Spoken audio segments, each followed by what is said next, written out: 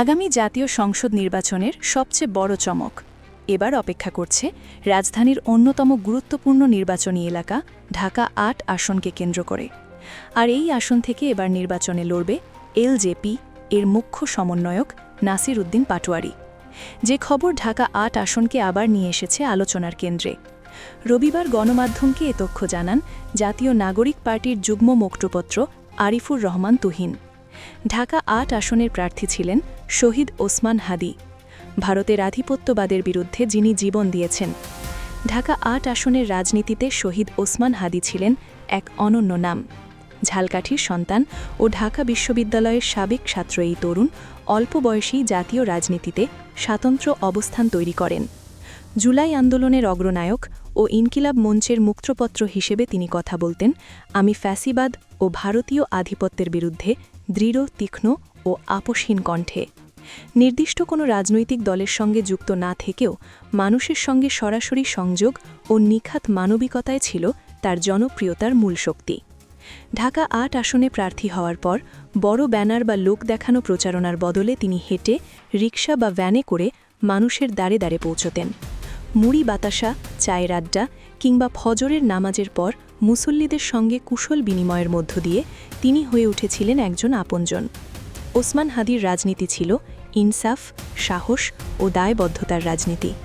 তাই আজ তার প্রয়াণের পরও ঢাকা ৮ আসনের মানুষ স্মরণ করে এক নির্ভীক, মানবিক ও আদর্শবান নেতাকে, যিনি কেবল প্রার্থী নন, ছিলেন একজন চলমান আন্দোলনের প্রতীক। সম্ভাবনা থাকলেও ওসমান হাদির আসলে কাউকে প্রার্থী না করার সিদ্ধান্ত। ওসমান হাদির মৃত্যুর পর ঢাকা ৮ আসনে তার বোন মাসুমা বেগম কিংবা ঘনিষ্ঠ সহযোদ্ধা আবদুল্লাহ আল জাবের, এই দুই নাম ঘিরেই সবচেয়ে বেশি আলোচনা চলছিল।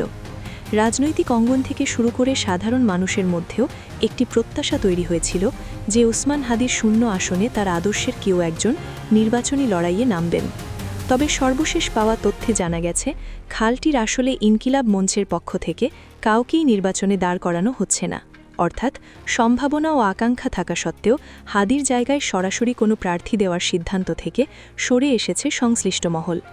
এই সিদ্ধান্ত অনেকের কাছে অপ্রত্যাশিত হলেও এটিকে একটি কৌশলগত ও রাজনৈতিক, তবে তাৎপর্যপূর্ণ সিদ্ধান্ত হিসেবেই দেখছেন বিশ্লেষকরা। কেন? তাদের পক্ষ থেকে দাঁড়ালে বিজয় প্রায় নিশ্চিত। রাজনৈতিক বিশ্লেষকদের একটি বড় অংশের মতে, যদি মাসুমা বেগম অথবা আবদুল্লাহ আল জাবের এই দুজনের মধ্যে কেউ একজন ঢাকা ৮ আসনে প্রার্থী হতেন, তাহলে বিজয় প্রায় নিশ্চিত ছিল। কারণ ওসমান হাদির প্রতি জনমানুষের আবেগ, ক্ষোভ এবং ন্যায়ের দাবি এতটাই গভীর যে তার সরাসরি ভোটে রূপ নেওয়ার জন্য যথেষ্ট সম্ভাবনা ছিল। বিশেষ করে ওসমান হাদি গড়ে তোলা সাংগঠনিক ভিত্তি, তার আদর্শিক গ্রহণযোগ্যতা এবং হত্যাকাণ্ডকে ঘিরে তৈরি হওয়া জনসমর্থন, সব মিলিয়ে এই আসনে ইনকিলাব মঞ্চের প্রার্থী হলে নির্বাচনী সমীকরণ একতরফাভাবে তাদের অনুকূলে চলে যেত বলে মনে করছেন অনেকেই। ফলে ওসমান হাদির জায়গায় কাউকে না দাঁড় করানোর সিদ্ধান্ত রাজনৈতিকভাবে যতই সংযত হোক না কেন, সম্ভাব্য বিজয়ীর দিক থেকে এটি ছিল একটি শক্ত অবস্থান। গুণ ওসমান হাদির রাজনৈতিক উত্তরাধিকার বহন পাটোয়ারি কেন এগিয়ে? রাজনৈতিক বিশ্লেষকদের মতে, ঢাকা ৮ আসনে নাসির উদ্দিন পাটোয়ারির জয়ের সম্ভাবনা তুলনামূলকভাবে বেশি হওয়ার পেছনে একাধিক বাস্তব কারণ রয়েছে। জামাতি ইসলামী জোট চূড়ান্ত হওয়ায় তার পক্ষে ইতিমধ্যেই শক্তিশালী কর্মী, প্যানেল ও মাঠ পর্যায়ের সংগঠন প্রস্তুত, যা নির্বাচনী লড়াইয়ে বড় সুবিধা দিচ্ছে। একই সঙ্গে শহীদ ওসমান হাদির প্রতি জুলাই আন্দোলনের গভীর আবেগ থেকে অনেক জুলাই যোদ্ধা ও আন্দোলন কেন্দ্রিক ভোটার পাটোয়ারির দিকেই ঝুঁকছেন, কারণ একজন জুলাই যোদ্ধা হিসেবে তিনি হাদির আপোষহীন রাজনীতি ও ন্যায়ের চেতনাকে ধারণ করতে সক্ষম বলে বিশ্বাস করা হচ্ছে। এর বিপরীতে বিএনপির প্রার্থী মির্জা আব্বাসের প্রতি স্থানীয় পর্যায়ে জমে থাকা ক্ষোভ ও দীর্ঘদিনের একই ধারার রাজনীতির বিরক্তি ভোটারদের বিকল্প খুঁজতে বাধ্য করছে। সব মিলিয়ে সাংগঠনিক শক্তি, আন্দোলনের আবেগ এবং পুরনো রাজনীতির প্রতি অনাস্থা, এই তিনটি ফ্যাক্টর একত্রিত হয়ে ঢাকা ৮ আসনে পাটোয়ারিকে হাদির রাজনৈতিক উত্তরাধিকার বহনে সবচেয়ে এগিয়ে থাকা প্রার্থী হিসেবে দেখছেন রাজনৈতিক বিশ্লেষকরা। সব মিলিয়ে ঢাকা ৮ আসনের আসন্ন নির্বাচন আর শুধু একটি সাধারণ সংসদীয় প্রতিযোগিতায় সীমাবদ্ধ নেই। এটি পরিণত হয়েছে শহীদ ওসমান হাদির আদর্শ, জুলাই আন্দোলনের চেতনা এবং পুরনো রাজনীতির বিরুদ্ধে জনমানুষের জমে থাকা ক্ষোভের এক ঐতিহাসিক পরীক্ষায়। হাদির শূন্য আসনে সরাসরি কোনো প্রার্থী না থাকলেও তার রেখে যাওয়া সাহস, ন্যায়ের দাবি ও আপোষহীনতার উত্তরাধিকার এখন রাজনৈতিকভাবে রূপ নিচ্ছে নাসির উদ্দিন পাটোয়ারির মাধ্যমে। জামায়াত এনসিপি জোটের সাংগঠনিক শক্তি, জুলাই যোদ্ধাদের আবেগী সমর্থন এবং পরিবর্তনকামী ভোটারদের প্রত্যাশা মিলিয়ে ঢাকা ৮ আসনের লড়াই ক্রমেই একটি স্পষ্ট বার্তার দিকে এগোচ্ছে। এই নির্বাচন শুধু ক্ষমতায় যাওয়ার নয়, বরং ইসলাম ভিত্তিক রাজনীতি ও হাদির চেতনাকে নতুন করে প্রতিষ্ঠা করার এক গুরুত্বপূর্ণ মোড়। মির্জা আব্বাসের সাথে হাত মিলিয়েছেন একজন ভোটার, আর তাতেই যেন বেশ অস্বস্তিতে পড়েছেন তিনি। হাতের দিকে তাকিয়ে ভালো করে দেখছেন কোনো ময়লা লেগে গেল কিনা।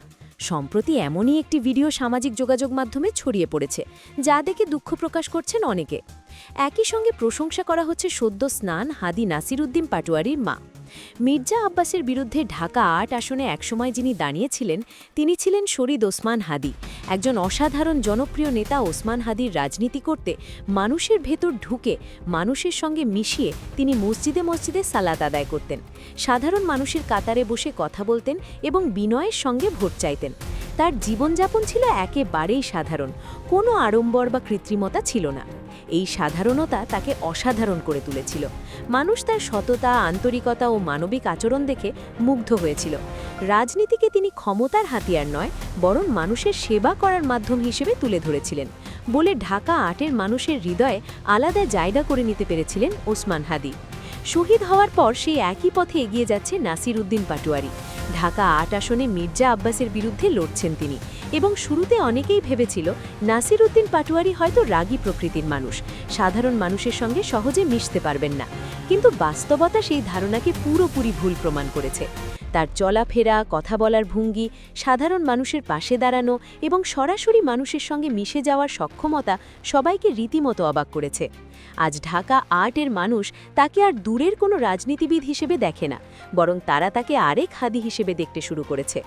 মানুষের ভালোবাসা, আস্থা, গ্রহণযোগ্যতায় নাসির উদ্দিন পাটোয়ারি ধীরে ধীরে হয়ে উঠেছেন এই আসনের সবচেয়ে শক্ত এবং জনপ্রতিনিধি। ওসমান হাদি নাসির উদ্দিন পাটোয়ারি সাদামাটা জীবনযাপন মানুষকে মুগ্ধ করছে, তখন সামাজিক যোগাযোগ মাধ্যমে ভাইরাল হলো একটি ভিডিও, যেখানে দেখা যাচ্ছে একজন সাধারণ ভোটার মির্জা আব্বাসের সঙ্গে হাত মিলিয়েছেন, যার কারণে অস্বস্তি প্রকাশ করেছেন মির্জা আব্বাস। হাতটার দিকে তাকিয়ে দেখছেন কোথাও কোনো ময়লা লেগেছে কিনা। এই দৃশ্য পরে অনেকেই হতাশ করেছে এবং বেশ দুঃখ প্রকাশ করেছেন অনেকেই। মানুষ এই মুহূর্তটাকে তুলে ধরছেন শহীদ ওসমান হাদি ও নাসির উদ্দিন পাটোয়ারির সঙ্গে, যাদের সাধারণ মানুষের সঙ্গে সরাসরি সংযোগ, বিনয়ী আচরণ এবং আন্তরিকতার কারণে তার হৃদয় ছুঁয়ে যেতে সক্ষম হয়েছেন। ওসমান হাদির রাজনীতিতে ক্ষমতার হাতিয়ার হিসেবে নয়, মানুষের সেবার মাধ্যমে নেতৃত্বের আভাস দেখিয়েছিলেন, আর সেই পথে ধীরে ধীরে এগিয়ে যাচ্ছে নাসির উদ্দিন পাটোয়ারি। ঢাকা ৮ আসনের মানুষ এখন তাদের মধ্যে স্পষ্ট পার্থক্য দেখতে পাচ্ছে। শহীদ ওসমান হাদির মতো সরল ও মানবিক চরিত্রের জন্য মানুষের ভালোবাসা এবং আস্থা অর্জন করেছেন নাসির উদ্দিন পাটোয়ারি। এর বিপরীতে এমন ছোটখাটো আচরণে দেখা যায় মির্জা আব্বাস সাধারণ মানুষের নেতা হিসেবে আত্মপ্রকাশ করতে পারেননি। এই ধরনের দৃশ্য মানুষের মধ্যে বিভ্রান্তি এবং আক্ষেপ তৈরি করছে এবং স্পষ্ট করছে যে গণমানুষের নেতা হতে হলে পদ বা ক্ষমতা নয়, দরকার মানুষের সঙ্গে অন্তরঙ্গ সংযোগ, বিনয়ী মনোভাব এবং আন্তরিক সেবা, যা শহীদ ওসমান হাদি এবং নাসির উদ্দিন পাটোয়ারির মধ্যে প্রতিফলিত হয়েছে। ঢাকা ৮ আসনে শাপলা তুলে জয়ের প্রত্যাশা। এমন পরিস্থিতিতে নাসির উদ্দিন পাটোয়ারি বিজয়ী হবেন, এটা অনেকেই প্রত্যাশা। জাতীয় নাগরিক পার্টির মুখ্য সমন্বয়ক নাসির উদ্দিন পাটোয়ারিও আশা প্রকাশ করেছেন ঢাকা ৮ আসনে শাপলা বিজয় হবে। তিনি বলেন, মির্জা আব্বাসের জয়ের চেয়ে হারের রেকর্ডই বেশি, তাই এবারের নির্বাচনে পরিস্থিতি ভিন্ন হবে। গেল ২ জানুয়ারি ঢাকা বিভাগীয় কমিশনারের কার্যালয় থেকে বেরিয়ে তিনি সাংবাদিকদের সঙ্গে আলাপকালে একথা মতব্যক্ত করেন এবং ভোটারদের সকলকে সমর্থন করতে আহ্বান জানান নাসির উদ্দিন পাটোয়ারি। নাসির উদ্দিন পাটোয়ারি আরও বলেন, নির্বাচনের সময় পুলিশি নিরাপত্তা এবং প্রশাসনিক কার্যক্রমের মান উন্নয়ন করা উচিত, যাতে কোনো ধরনের মাফিয়া বা জোরপূর্বক ভাবনা থাকে এবং ভোট সুষ্ঠুভাবে অনুষ্ঠিত হয়। পাটোয়ারি বলেন, যুব সমাজকে স্মার্ট বাংলাদেশ এবং ডিজিটাল বাংলাদেশ বানানোর প্রতিশ্রুতি দেওয়া হলেও বাস্তবে ডিজিটালের কঞ্চিপাড়া দেখা যায়নি। ভবিষ্যৎ সরকার এবং অংশীদারদের সঙ্গে মিলিতভাবে একটি বাস্তব ডিজিটাল বাংলাদেশ উপহার দেওয়ার প্রত্যাশা ব্যক্ত করেন। নির্বাচন কমিশনের প্রতি পাটোয়ারির অভিযোগ। বর্তমান রাজনৈতিক প্রেক্ষাপটে নাসির উদ্দিন পাটোয়ারি বলেন, দেশের নির্বাচন কমিশন বিভিন্ন ক্ষেত্রে যথাযথভাবে কাজ করছে না। তিনি প্রধান নির্বাচন কমিশনার সহ অন্যান্য কমিশনারদের বিরুদ্ধে কঠোর সমালোচনা করেন। তিনি দাবি করেন, যাচাই বাছাই প্রক্রিয়ার সময় কমিশন যথাযথ পদক্ষেপ নেয়নি এবং রাজনৈতিক পার্টিগুলোর পোস্ট এবং প্রচার সম্বন্ধে কোনো পদক্ষেপ দেখা যায়নি। এজন্য জনগণের কাছে কমিশনের স্বচ্ছতা দেখানো জরুরি। তিনি আরও বলেন, কমিশনারদের দুরনকা মনোভাব জনগণের আস্থা ক্ষুণ্ণ করছে। এমন অবস্থায় তাদের লজ্জা শরম থাকা উচিত এবং দ্রুত পদত্যাগ করা উচিত। আসন্ন ত্রয়োদশ জাতীয় নির্বাচনে প্রশাসন যদি দলকানা মনোভাব নিয়ে কাজ করে এবং নির্দিষ্ট কোনো দলের পক্ষে পক্ষপাতিত্ব দেখায় বা সাফাই গায়, তাহলে এটি হবে বাংলাদেশের গণতন্ত্রের জন্য মারাত্মক ঝুঁকি।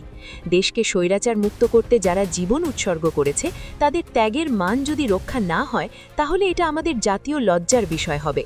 যদি এই দেশে আসন্ন নির্বাচন অবাধ, সুষ্ঠু এবং ন্যায়যুজ্যভাবে না অনুষ্ঠিত হয়, তাহলে আমাদের সংগ্রামের সব কষ্ট বৃথা যাবে। গণ অভ্যুত্থানের মাধ্যমে অর্জিত অধিকার হারানো এবং জনগণের ভোট কি হরণ করা হবে? এক লজ্জাজনক পরিস্থিতি। এটা কেবল নির্বাচনের প্রশ্ন নয়, এটি আমাদের জাতীয় মর্যাদা, জনগণের আস্থা এবং ভবিষ্যৎ প্রজন্মের জন্য একটি নৈতিক দায়বদ্ধতা। তাই প্রশাসন এবং সংশ্লিষ্ট কর্তৃপক্ষের উচিত সকলের প্রতি ন্যায় ও স্বচ্ছতা নিশ্চিত করা, যাতে বাংলাদেশের গণতান্ত্রিক প্রতিষ্ঠানগুলো শক্তিশালী ও বিশ্বাসযোগ্য থাকে না। সব মিলিয়ে ঢাকা ৮ আসনের রাজনীতি আজ আর শুধু প্রার্থী বা প্রতীকের লড়াই নয়, এটি হয়ে উঠেছে চরিত্র, মানসিকতা ও মানুষের সঙ্গে সম্পর্কের লড়াই। একদিকে আছেন যারা এসি রুমে রাজনীতি করেন, সাধারণ মানুষের স্পর্শে অস্বস্তি বোধ করেন, অন্যদিকে আছেন শহীদ ওসমান হাদির আদর্শে গড়ে ওঠা নাসির উদ্দিন পাটোয়ারির মতো নেতা, যিনি মানুষের ভেতরে ঢুকে মানুষের শক্তিতে এগিয়ে যেতে চান। ভোটাররা খুব স্পষ্টভাবে বুঝতে পারছেন গণমানুষের নেতাকে আর ক্ষমতার রাজনীতির প্রতিনিধিকে। তাই এই নির্বাচন শুধু একটি আসনের ভবিষ্যৎ নির্ধারণ করবে না, বরং বলে দেবে বাংলাদেশ কোন পথে হাঁটতে চায়, অহংকার ও দূরত্বের পথে নাকি বিনয়, মানবিকতা ও গণমানুষের শক্তির পথে।